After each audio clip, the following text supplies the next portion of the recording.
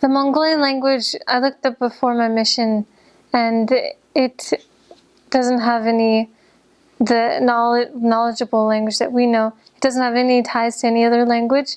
It's completely on its own. Way back in the day, probably. I mean, it's related to something, but nobody knows what it is. So it's not like Chinese. It's not tonal. It's not like Russian. It's not any Latin-based language. It has an interesting letter that I've never heard before. It's called an ish. It's kind of like, it sounds like Parseltongue from Harry Potter. And it's really fun to listen to, fun to hear. I thought it's just very strange sounding, but also very cool. I ended up thinking it was the most beautiful language.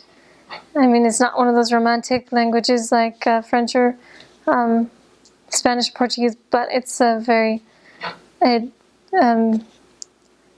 grew on me as a language. It's hard to learn.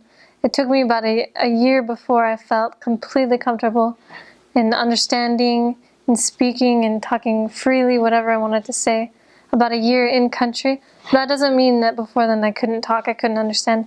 It would just meant that it was about a year when I felt like completely 100%. Like, I mean, I'm not saying I was perfect in the language, but that was when I felt like, all right, like let's be, like, no hold back with the language. I can completely understand what this person is trying to say to me. And then, I mean, that doesn't mean, like, all the way till the very last day of my mission, I still didn't understand every single word, but it was still, I mean, it was good. At the very end, I just felt like I'd come to really understand that language and speak it well enough that I could get along whatever I needed to say.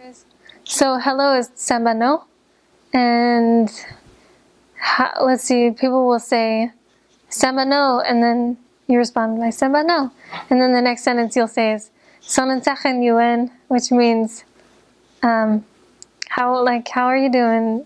It's literally translated like what's new and beautiful, kind of. And what's weird and beautiful actually is literal. And then you'll say tando, which means nothing. And then you can say tani biseno, which means like, is your body good? Which means like, how's your health?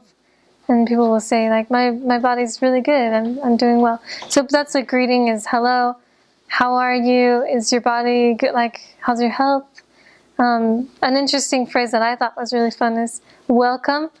Translated into Mongolian is tabte merithno, which means will you peacefully tie up your horse? That's a little translation of that phrase. And tabte merithno is welcome.